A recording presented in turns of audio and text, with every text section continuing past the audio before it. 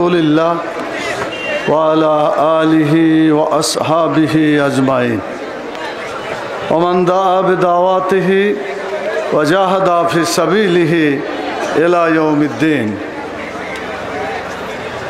क़ाल रसूलुल्लाह सल्लल्लाहु अलैहि वसल्लम मन माता वलम यगजु वलम युहद्दिस बिहि नफ्सुहु माता अला सोबतिन मिन निफाक।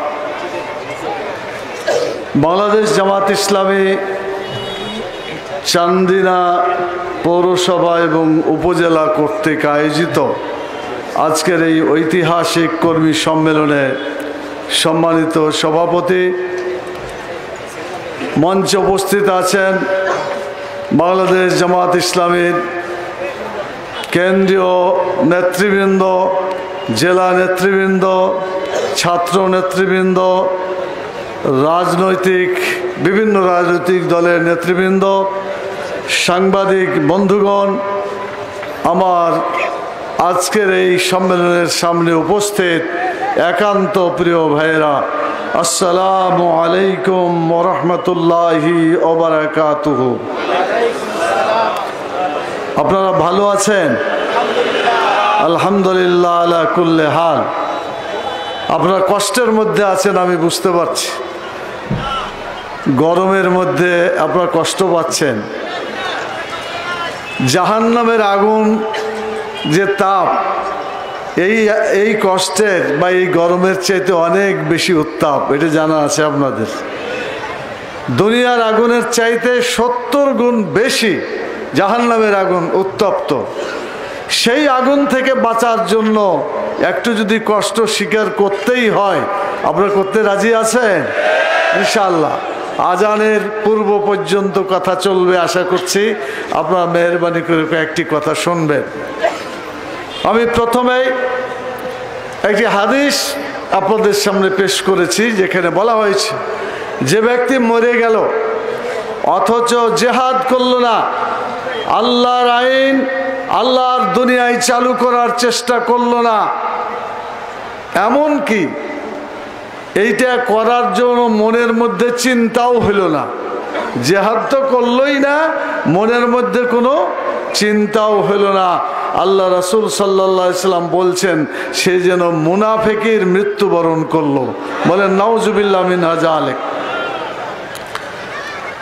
কোরআন মাজিদে আল্লাহ বলেছেন ইনিল হুকমু ইল্লা লিল্লাহ, হুকুম দেওয়ার মালিক কে? কেবলমাত্র শুধুমাত্র হুকুম দেওয়ার মালিক হচ্ছে আল্লাহ তাআলা। দুনিয়াতে দুই রকমের হুকুম আছে, একটা হলো আল্লাহর পক্ষ থেকে এসেছে, দুনিয়াতে কেতাব এসেছে, ওহী এসেছে, এবং এই কেতাবের যে আইন, আল্লাহর আইন, এগুলা বাস্তবায়ন করে গেছেন নবী এবং রাসূলগণ। আপনারা বলেন আল্লাহর কোনো ভুল আছে? জোরে বলেন। আল্লাহর কোনো ভুল নাই। অতএব আল্লাহর দেওয়া আইনে কোনো ভুল আছে? ভুল থাকতে পারে? তাহলে আল্লাহর আইন যারা মেনে চলবে, চালু করবে, তারা শান্তিতে থাকবে, তারা আরামে থাকবে, দুনিয়াতেও আরামে থাকবে, মরার পরেও তারা জান্নাতুল ফেরদাউসে যাবে ইনশাআল্লাহ। এখন আরেক ধরনের আইন, সেটা হলো মানুষের তৈরি করা আইন।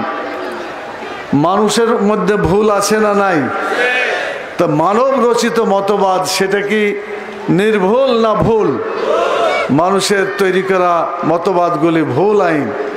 এই ভুল আইনগুলি যদি চালু হয় তাহলে মানুষের জীবনে শান্তি হবে না অশান্তি হবে? এখন পর্যন্ত বাংলাদেশে যত সরকার এসেছিল, সকল সরকার মানব রচিত মতবাদ দিয়ে দেশ চালিয়েছে, কথা ঠিক কিনা বলেন? যদি বলেন চালাইছে কিনা? আমরা কি এমন কোন সরকার পেয়েছিলাম যে সরকার কোরআনের আইন চালু করার জন্য চেষ্টা করেছে? আমরা পাই নাই। তাহলে আগামী দিনে যদি শান্তি পেতে হয় তাহলে কার আইন চালু করতে হবে? এত আস্তে বললে তো আইন চালু হবে না, জোরে বলতে হবে। চান্দিনার লোকেরা কি খাওয়ার অসুবিধায় আছেন? তাহলে প্রমাণ করেন, অন্য জায়গায় চিল্লাবেন, যত জোরে শক্তি আপনার আছে আল্লাহর আইনের পক্ষে সেই শক্তিকে বিনিয়োগ করতে হবে। রাজি আছেন? তাহলে বলেন, আগামী দিনে এই বাংলাদেশে কার আইন চলবে? আলহামদুলিল্লাহ, আওয়াজ ঠিক মতো আসছে। A+ পেয়ে যাবেন আপনারা, কোনো সন্দেহ নাই। এখন যে কথাটা আপনাদের বলতে চাই, ইসলাম একটা পরিপূর্ণ জীবন বিধান, এতে সব আছে। ব্যক্তি, পরিবার, সমাজ, রাষ্ট্র, সকল প্রকার আইন ইসলামের মধ্যে আছে। কথা ঠিক কিনা বলেন? এতদিন আমরা মনে করেছি এবং মানুষেরা এখনো কিছু কিছু মনে করে যে ইসলাম নামাজ রোজা করলেই হয়ে যায়, এখানে রাজনীতি দরকার নাই, রাষ্ট্র পরিচালনার কোনো প্রয়োজন নাই। এরকম কথা বলার লোক আছে না নাই? আছে। আমি আপনাদেরকে একটি উদাহরণ দিতে চাই। মুহাম্মদুর রাসূলুল্লাহ সাল্লাল্লাহু আলাইহি সাল্লাম 23 বছর নবুয়তি জীবন পেয়েছিলেন। কোরআন নাজিল হওয়ার পরে কয় বছর বেঁচে ছিলেন? 23 বছর। 13 বছর ছিলেন কোথায়? মক্কায়। জোরে বলেন, কোথায় ছিলেন? মক্কায়। এই মক্কার লোকেরা ইসলাম চায় নাই, রাসূল সাল্লাল্লাহু আলাইহি সাল্লামের প্রতি অবিচার করেছে, জুলুম করেছে। কথা ঠিক কিনা বলেন? আল্লাহ তাআলা বললেন, মক্কার জনগণ ইসলাম চায় না, এখানে ইসলাম কায়েম হবে না, তোমরা হিজরত করে মদিনায় চলে যাও। রাসূল সাল্লাল্লাহু আলাইহি সাল্লামকে আল্লাহ তাআলা স্পেশালি বললেন, তুমি মদিনায় চলে যাও, সেখানের লোকেরা ইসলামকে পছন্দ করবে আর এই ইসলামী আইন শেখে তুমি চালু করতে পারবে। আল্লাহর মেহেরবানিতে তিনি মদিনায় গেলেন। মদিনায় যে ইসলামী রাষ্ট্র পরিচালনা শুরু করলেন, 47টি দফা সংবিধান তিনি তৈরি করলেন।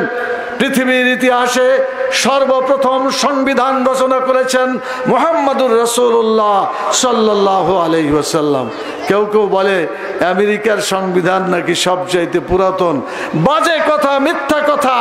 মুহাম্মদুর রাসূলুল্লাহ সাল্লাল্লাহু আলাইহি সাল্লামের সংবিধান সবচাইতে শ্রেষ্ঠ এবং সর্বপ্রথম সংবিধান এই দুনিয়ার মধ্যে। আপনারা কি সেই কোরআনী সংবিধান বাংলাদেশে চালু করতে চান? চালু করতে গেলে 3টা কাজ করতে হবে। আমি আগের কথাটা একটু জোর দিয়ে বলতে চাই। উনি রাষ্ট্রের প্রধান হলেন। রাষ্ট্রপ্রধান হলেন মুহাম্মদুর রাসূলুল্লাহ, জোরে বলেন না, সাল্লাল্লাহু আলাইহি সাল্লাম। একবার যদি সাল্লাল্লাহু আলাইহি সাল্লাম পড়েন, কয়টা রহমত পাবেন? 10টা। তো এত রহমত পাওয়ার পরে গলাকে চুপ করে রাখবেন না, জোরে করে বলবেন। মদিনার ইসলামী রাষ্ট্রের রাষ্ট্রপ্রধান কে ছিলেন? মুহাম্মদুর রাসূলুল্লাহ সাল্লাল্লাহু আলাইহি ওয়াসাল্লাম। আচ্ছা বলেন তো, উনি রাষ্ট্রপ্রধান হলেন আর উনি রাজনীতি করলেন না? কথা কি বুঝতে পারছেন? একটা লোক রাষ্ট্র চালায়, ও রাজনীতি করে না। আরে মেম্বার, চেয়ারম্যান হলে তো বলে যারা রাজনীতি শুরু করেছে। রাসূল সাল্লাল্লাহু আলাইহি সাল্লাম রাষ্ট্রপ্রধান ছিলেন। অতএব ইসলামের মধ্যে সব আছে। ব্যক্তি জীবন আছে, পরিবার জীবন আছে, সামাজিক জীবন আছে, রাষ্ট্রীয় জীবন আছে। আছে না নাই? অতএব এইটাই কায়েম করতে চাই বাংলাদেশ জামাত ইসলামী। বাংলাদেশের টেকনাফ থেকে তেঁতুলিয়া পর্যন্ত হাজার হাজার নয়, লক্ষ লক্ষ মানুষ আজকে অপেক্ষা করছে। আমরা মানুষের তৈরি মতবাদ দেখেছি, আমরা দেখেছি ধর্মনিরপেক্ষতাবাদ, আমরা দেখেছি জাতীয়তাবাদ, আমরা দেখেছি পুঁজিবাদ, সাম্রাজ্যবাদ, মানুষের তৈরি করা অনেক মতবাদ আমরা দেখেছি। আমরা আল্লাহর আইন এই বাংলাদেশে দেখতে পাই নাই। অতএব সেই আইনকে বিজয়ী করতে হবে। রাজি আছেন? 3টা কাজ করতে হবে। 1 নম্বর হবে নিজেকে গড়তে হবে, 2 নম্বর হচ্ছে জনমত গঠন করতে হবে, 3 নম্বর হচ্ছে ইসলামী রাষ্ট্র কায়েমের জন্য আল্লাহর সাহায্য চাইতে হবে, সাহায্য পেতে হবে। আল্লাহর সাহায্য ছাড়া ইসলামের বিজয় কখনো হয়নি, হচ্ছে না এবং হবে না। আপনারা রাতের অন্ধকারে চোখের পানি ফেলে আল্লাহকে বলতে হবে যে আল্লাহ, অনেক সরকার দেখলাম, অনেক মতবাদ দেখলাম, আর আমরা মানুষের তৈরি করা মতবাদ দেখতে চাই না। আমরা আগামী দিনে তোমার কোরআনের আইন দেখতে চাই, কোরআনের আইন প্রতিষ্ঠা হয়েছে এমন দৃশ্য দেখতে চাই, এ বলে আল্লাহর কাছে চাইতে হবে। আপনারা পারবেন? জোরে বলেন, পারবেন? এটা আপনাদেরকে করতে হবে। রাষ্ট্র চালিয়েছে যারা, তাদের ইতিহাস আপনাদের একটু বলি। 1971 সালে এই দেশটা প্রথম স্বাধীনতা লাভ করে। এই স্বাধীনতার টার্গেট ছিল বৈষম্য বিরোধী। পূর্ব পাকিস্তান এবং পশ্চিম পাকিস্তানে একটা বৈষম্য ছিল, মনে আছে আপনাদের? আপনাদের মনে নাই, আপনাদের জন্মই তো পরে হয়েছে, কেমন করে মনে থাকবে? যাদের সাদা দাড়ি আছে তারা কিছু জানতে পারবেন। ওটাও ছিল বৈষম্য বিরোধী আন্দোলন, ঠিক কিনা বলেন? সেই আন্দোলন করলো, সেখানে গণতন্ত্র প্রতিষ্ঠার জন্য কথা ছিল আমার ভোট আমি দিব, যাকে খুশি তাকে দিব। কিন্তু আপনারা দেখেন, সেই স্বাধীনতা অর্জন করা বহু কষ্ট করে করা হলো, কিন্তু আমরা কি গণতন্ত্র পেয়েছি? বৈষম্যের হাত থেকে আমরা রক্ষা পেয়েছি? যদি পেতাম তাহলে আবার দ্বিতীয় স্বাধীনতার আন্দোলন করা লাগতো না। আমার কথা বুঝতে অসুবিধা হচ্ছে আপনাদের?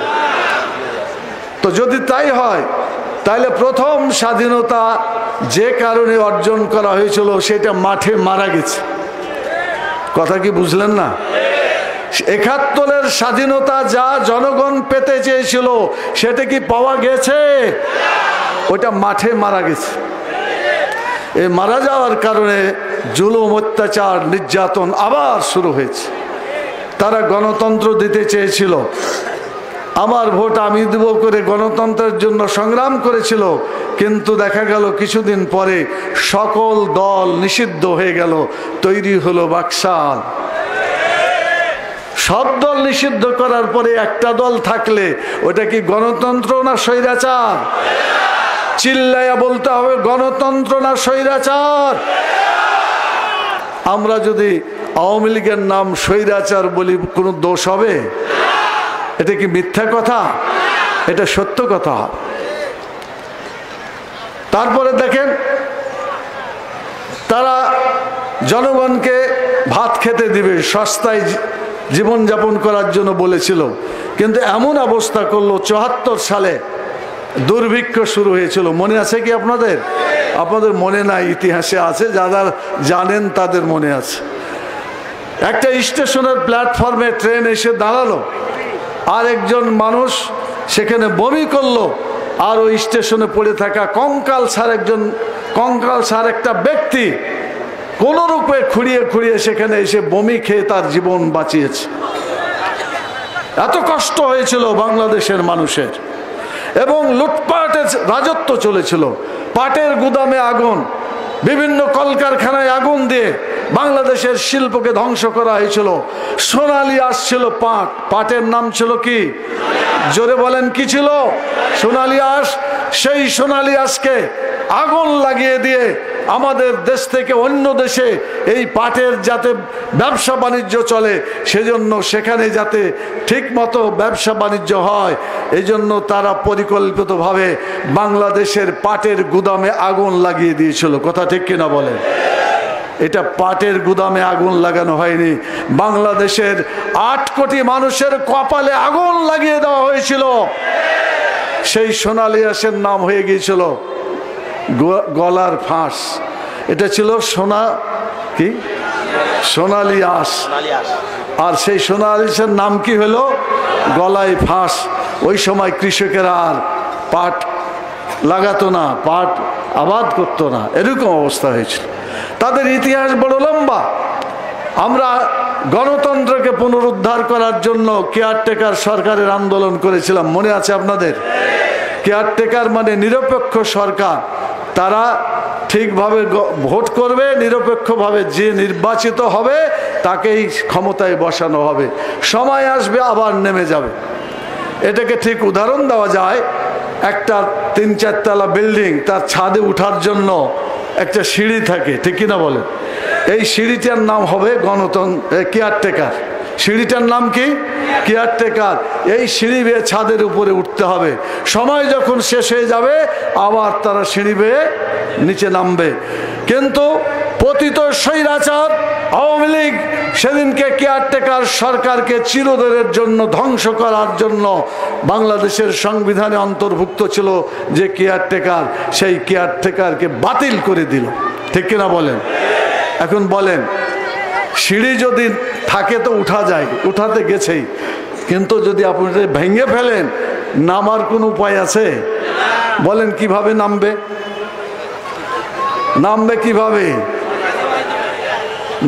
নামার কোনো সুযোগ নাই। যদি নামতে চায় তাহলে ওই উপর থেকে লাফ দিতে হবে, হয় মরতে হবে না ন্যাংলা হয়ে যাবে। ঠিক কিনা বলেন?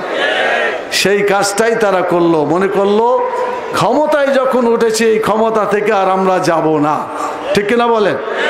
2014 সালে নির্বাচন করলো। আপনার মনে আছে 153 জন জাতীয় সংসদ সদস্য বিনা ভোটে নির্বাচিত হলো। আপনারা বলেন তো, 153 জন যদি নির্বাচিত হয়ে যায় বিনা ভোটে, তাহলে আর কোনো ভোট দরকার আছে? কতটি এমপি পেলে সরকার গঠন হবে? 151। আর ভোট হয়ে গেল কত? 153 বিনা ভোট। তাহলে আর যেটা ভোট হয় ওটা তামাশা। ওইটা কি নির্বাচন? এই তামাশার নির্বাচন করলো। 2018 সালে তারা কি করলো? রাতের ভোট, দিনের ভোট কোথায় নিয়ে গেল? রাত্রে নিয়ে গেল। একজন অ্যাম্বাসাডার বললেন, আমার জীবনে কথাও শুনি নাই যে দিনের ভোট রাত্রে হয়। এই বাংলাদেশে এসে শুনলাম যে এখানে রাতে ভোট হয়ে যায়। এটা কি বাংলাদেশের সুনাম হলো না বাংলাদেশের দুর্নাম হয়েছে? বাংলাদেশকে সারা দুনিয়ায় চিত্রিত করা হয়েছে এটা একটা গণতন্ত্র হত্যাকারী দেশ হিসাবে। কথা ঠিক কিনা বলে? তারপরে 2024-এ ভোট হলো, প্লেয়ার পাওয়া যায় না, মানে এমপি দাঁড়ানোর লোকই পাওয়া যায় না। কি আপনাদের এদিকে পাওয়া গেছিল নাকি? কেউ দাঁড়ায় নাই। তো এখন কি করবে? নাই খেলোয়াড়। তো বলছে আইসো তোমরা, আমরা নিজেরাই সরকারি দল আর বিরোধী দল হয়ে নির্বাচন করি। এটা ঠিক খেলাধুলা আপোষে। এটাকে বলা হলো কি নির্বাচন? দামি নির্বাচন। এক নাতি আর এক নানা গল্প করছে। গল্প শুনবেন আপনারা? সবাই তো নাই, কি শুনবেন আপনারা? তো নাতি বলছে যে না না, সবারই বিয়ের কথা বলছো, সবই দেখলাম, তো তোমার বিয়ের কথা তো বললে না, তুমি কি বিয়ে করেছিলা? তো কইছে যে হ্যাঁ আমি তো বিয়ে করছি। নাহলে তুই আসলি কোত্থেকে? তো বললো যে কই তুমি কবে বিয়ে করলে? কাকে বিয়ে করছো তুমি? তো বলছে কেন, তোমার নানিকে বিয়ে করছি। তো বলছে ও তোমরা ঘরে ঘরে কাম সারি দিছো। আওয়ামী লীগ এইরকম কারবার করেছে। বিশ্ব ইতিহাসে বাংলাদেশের নির্বাচনকে, গণতন্ত্রকে কলঙ্কিত করেছে আওয়ামী লীগ। শুধু কলঙ্কিত করে নাই, তাকে হত্যা করেছে তারা।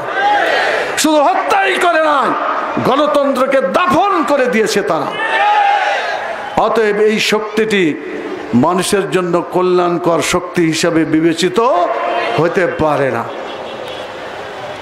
প্রিয় ভাইরা, আমি যে কথা বলছিলাম, এই দেশকে আমরা মানব রচিত মতবাদ দিয়ে চলতে দেব না। রাজি আছেন আপনারা? এতদিন যা করছে, এখন আমরা বুঝতে পেরেছি মানব রচিত মতবাদে দেশের শান্তি প্রতিষ্ঠা হবে না।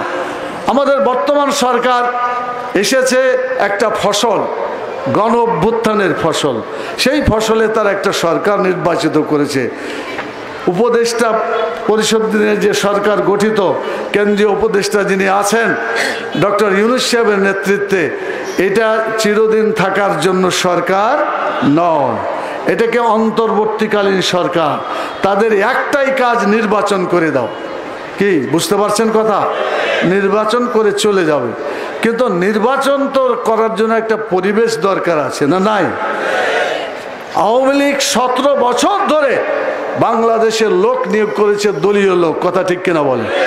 পুলিশে, আর্মিতে, বিজিবিতে, র্যাব, বিচারের ক্ষেত্রে, শিক্ষকতার ক্ষেত্রে, মানে বাংলাদেশের যত পদ ছিল 17 বছর ধরে তাদের দলের লোককে নিয়োগ দিয়েছিল। কথা ঠিক কিনা বলে?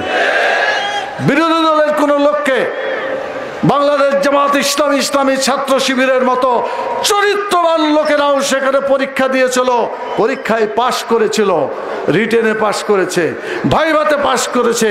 কিন্তু এই জালেম সরকার পুলিশকে বলেছে, তোমরা পুলিশের ভেরিফিকেশন যে রিপোর্ট দিবা সেখানে বলে দিবে এরা সব জঙ্গি, এরা চাকরি পাওয়ার যোগ্য নয়।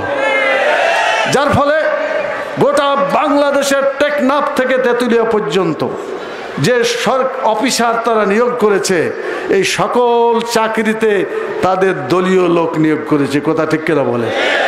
এমনকি শিক্ষকতা পেশায় যারা ছিলেন তাদেরকে নির্বাচনের দিন প্রিজাইডিং অফিসার হিসাবে, পুলিং অফিসার হিসাবে গেছে, বলছে যে ভোট যদি 5%, 2%ও হয়, কোনো ভোট যদি নাও পড়ে তাও 41% রিপোর্ট তোমাদেরকে লিখে দিতে হবে। বলেছে না বলে নাই? বলেন। তাহলে শিক্ষকদেরকেও মিথ্যা রিপোর্ট দিতে বাধ্য করেছিল। এরকম একটা জালেম সরকার যেভাবে করেছে, এই সরকারের লোকজন রেখে ভোট করলে কি ভোট ঠিক হবে? এ ভোট কি আসলে ভোট হবে? এটা ভোট হবে না। এই জন্য এগুলাকে সরাই দিতে হবে। ঠিক কিনা বলেন? পচা লোকগুলাকে সরাই দিতে হবে। এক জায়গা থেকে আর এক জায়গা দিলে কি হবে? আচ্ছা বলেন, একটা জায়গায় ওদের অফিসার আছে, ওখানে পচিয়া জায়গাটা নষ্ট করে দিয়েছে, ওই টেকনাফে দেন আর ওই দিকে চাঁপাইনবাবগঞ্জে দেন, যেখানে দিবেন ওই পচা লোকটা ওখানে গেলে আবার পচিয়ে দিবে। কথা ঠিক কিনা বলেন? অতএব এই দূষিত অফিসার গুলাকে বাংলাদেশের কোথাও চাকরিতে রাখা যাবে না। প্রয়োজন হলে নতুন লোক রিক্রুট করতে হবে। বহু লোক যারা অতীতে চাকরি পায় নাই, খুঁজে খুঁজে তাদেরকে বের করে হলেও ওই চাকরিতে অ্যাপয়েন্টমেন্ট দিতে হবে। কথা ঠিক কিনা বলে? নতুন করে বিশেষ দিতে হবে, পুলিশে লোক নিতে হবে, আর্মিতে লোক নিতে হবে, বিভিন্ন জায়গায় সৎ চরিত্রবান লোক নিয়ে আসতে হবে। কথা ঠিক কিনা বলে? সেজন্য বাংলাদেশ জামাত ইসলামী সে দাবি করছে কেয়ারটেকার সরকারকে সেই পদ্ধতিতে নির্বাচন করার জন্য কাজটা দরকার। সেই জন্য বর্তমান উপদেষ্টা সরকারকে সময় দেওয়া লাগবে না? লাগবে না? লাগবে। মানে আমরা আগে সংস্কার, তারপরে নির্বাচন। বলেন তো আগে কি? জোরে বলেন, আগে কি? দ্বিতীয়ত নির্বাচন। নির্বাচন করে তারা চলে যাবে। তবে অনাকাঙ্ক্ষিতভাবে বেশি লম্বা সময় নেওয়া ঠিক হবে না। ঠিক কিনা বলেন? অতীতে এরকম হয়েছে, ক্ষমতায় থেকে ক্ষমতার মজা পেয়ে গেছে, তখন লম্বা সময় ধরে থাকতে চায়, তখন নিজেরা ক্ষমতায় থেকে দল গঠন করে তারা সেই সরকারে বসেছিল। এমন ঘটনা বাংলাদেশে হয় নাই? আবার এমনও হয়েছে যে ওই জায়গায় থেকে আর্মিরা তারাও দেখে যে ক্ষমতায় থাকলে খুব মজা পাওয়া যায়, যার ফলে আর্মিদের মধ্যে কেউ থেকে সেখানে আবার ইমার্জেন্সি ডিক্লেয়ার করে জরুরি অবস্থা জারি করে ক্ষমতার রশিকে অনেক লম্বা করে দিয়েছিল। এসব ইতিহাস কি আপনাদের মনে আছে? এইগুলা কি করা ঠিক হবে? এইগুলা থেকে শিক্ষা দিতে হবে। প্রয়োজনের অতিরিক্ত একটা দিনও বেশি নেওয়া যাবে না। সংস্কার করতে হবে, অতঃপর নির্বাচন করতে হবে। কথা ঠিক না বলেন? এই নির্বাচনে বাংলাদেশ জামাত ইসলামী এই জাতীয় সংসদে যেতে চায়, যেতে হবে। আপনারা কি চান জাতীয় সংসদে যেতে? আর এখানে না গেলে তো ইসলাম কায়েম হবে না। মাদ্রাসা, মসজিদ, জালসা, মাহফিল, কর্মী সম্মেলন যাই করেন, এটি দিয়ে কি আর সংসদের কাজ হবে? আপনাকে জাতীয় সংসদে আইন পাশ করতে হবে, সেই বিল রাষ্ট্রপতি স্বাক্ষর করবে, গোটা দেশে চালু হবে। এই পদ্ধতিতে ইসলামকে বিজয়ী করতে হবে। আপনারা চান এদেশে কোরআনের আইন চালু করার জন্য জাতীয় সংসদে মানুষ যাক? এটা কি আপনারা চান? দুই হাত তুলে দেখান যে চাই। আলহামদুলিল্লাহ বলেন, আলহামদুলিল্লাহ। আল্লাহ তাআলা কবুল করুন, বলেন আল্লাহুম্মা আমিন।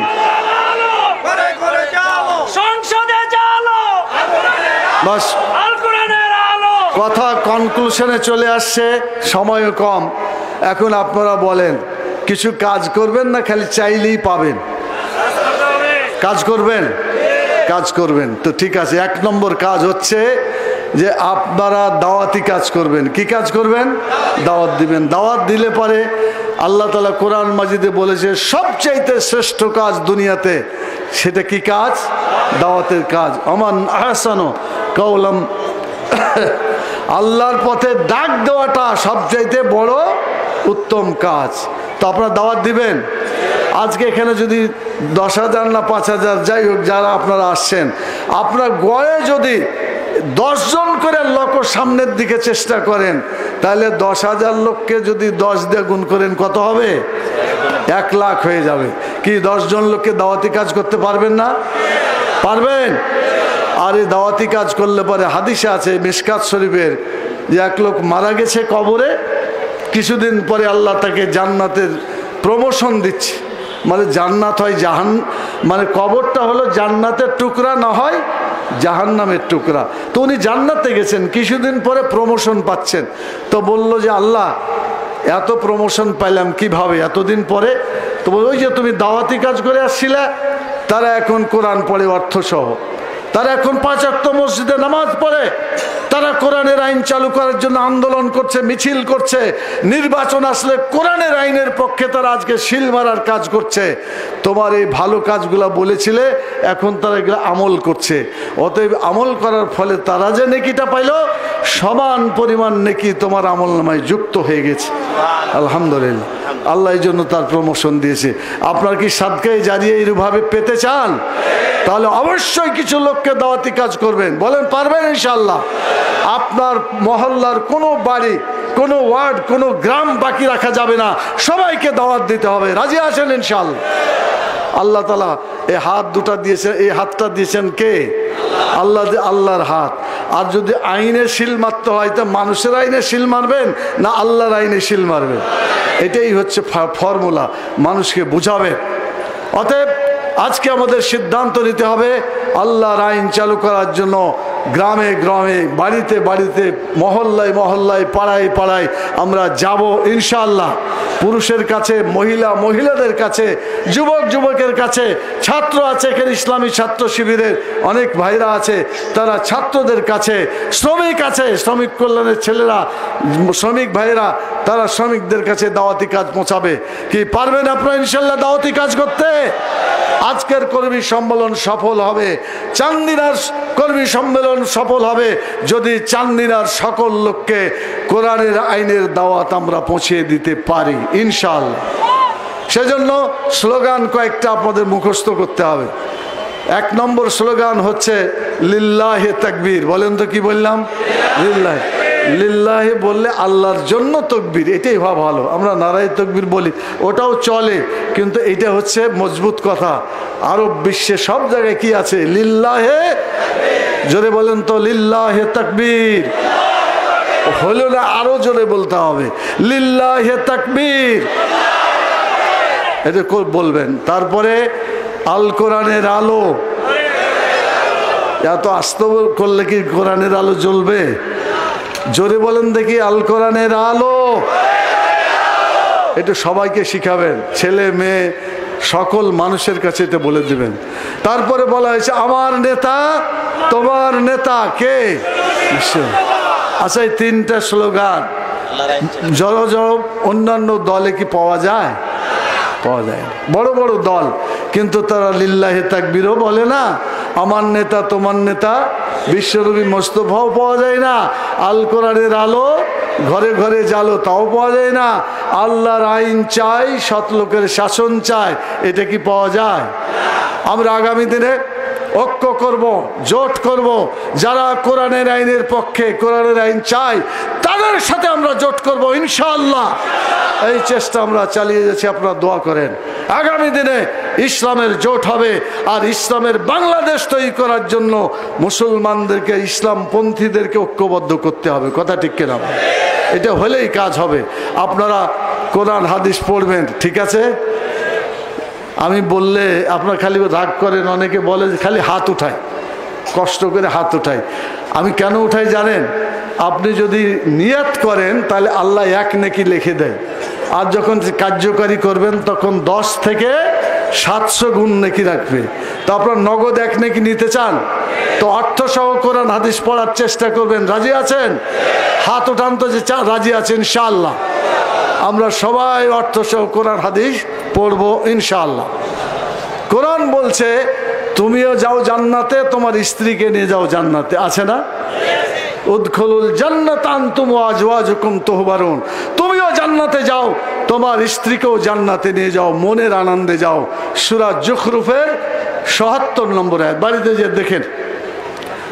সূরা তাহরিমের ৬ নম্বর আয়াতে বলা হয়েছে, কি বলা হয়েছে? কু আনফুসাকুম ওয়া আহলিকুম নারা, তুমি বাঁচো জাহান্নামের আগুন থেকে, আর কাকে বাঁচাও? তোমার আহালকে বাঁচাও। কি বাঁচাবেন? ইনশাআল্লাহ জান্নাতে নিয়ে যাবেন, তাদেরকে সেভাবে অগ্রসর করতে হবে। তো আমি আপনাদের কাছে শেষ কথা বলতে চাই, ভয় করলে কিন্তু বিজয়, বিপ্লব কখনো বিজয় হবে না। আমরা ভয় কাউকেই করি না। কাকে করি? জোরে বলেন, কাকে করি? আল্লাহ ছাড়া আর কাউকে আমরা ভয় করি না। আমাদের নেতৃবৃন্দ মাওলানা মতিউর রহমান নিজামী রাহিমাহুল্লাহ সহ যারা শহীদ হয়েছেন, যারা জীবন দিয়ে চলে গেছেন, তারা কি মানুষকে ভয় করেছিল? শুধুমাত্র আল্লাহকে ভয় করে তারা চলে গেছেন। আমরা আল্লাহ ছাড়া আর কাউকে ভয় করব না। কি রাজি আছেন ইনশাআল্লাহ? তাহলে কাজ হবে, বিপ্লব হবে ইনশাআল্লাহ।